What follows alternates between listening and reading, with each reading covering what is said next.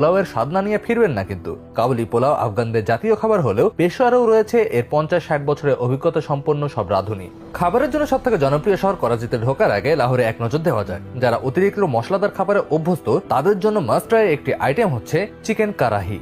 ভাত, পোলাও কিংবা নান যে কোনো কিছুর সাথে এটি খাওয়া যায়। আমাদের দেশের মতো পাকিস্তানেও কাবাব প্রেমীর সংখ্যাও নেহায়েত কম না। পাকিস্তানের প্রায় প্রতিটি শহরে রয়েছে কাবাবের দোকান। তবে ভিন্ন স্বাদের কাবাবের স্বাদ নিতে চাইলে যেতে হবে পাকিস্তানের পাঞ্জাব অঞ্চলে। শিখ কাবাব থেকে শুরু করে চাপলি কাবাব কিংবা রেশমি কাবাব তৈরিতেও পাঞ্জাবের ধারে কাছেও কেউ নেই। তবে শীতের মৌসুমে যারা পাকিস্তানে যাবেন তারা কাবাবের স্বাদ নেওয়া হলে করাচির দিকে গাড়ি ঘোরানোর আগে পাঞ্জাবের আরো একটি জনপ্রিয় খাবার সরসোদা সাগ নামে আইটেমটি একবার চেখে দেখবেন। খাবারের নাম যতটা কাঠখোট্টা, এই খাবার তৈরি করাও বেশ কঠিন। আর সরিষা পাতা দিয়ে তৈরি হওয়ায় শুধুমাত্র শীতকালে এই খাবার পাওয়া যায়। পাকিস্তানের খাবার বিশ্বব্যাপী জনপ্রিয় হওয়ার পেছনে সবথেকে বড় অবদান খাবারের শহর করাচির। পাকিস্তানের অন্যান্য শহরগুলো 2-4টি খাবারের জন্য বিখ্যাত হলেও করাচি বিখ্যাত বেশ কিছু খাবারের জন্য।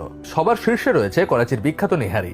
গরু, ভেড়া কিংবা খাসির নলি দিয়ে কয়েক ঘন্টা ধরে ধীরে ধীরে রান্না করে তৈরি করা হয় এই খাবারটি। একটুখানি নানরুরি ছিঁড়ে নিয়ে নিহারির ঝোলে ডুবিয়ে মুখে দিতেই যে কেউই হারিয়ে যেতে বাধ্য হবে নিহারির অতুলনীয় স্বাদে। করাচির আরো একটি জনপ্রিয় খাবার হচ্ছে বিরিয়ানি। বিরিয়ানি পাকিস্তানের সব শহরে পাওয়া গেলেও করাচির বিরিয়ানির রয়েছে আলাদা কদর।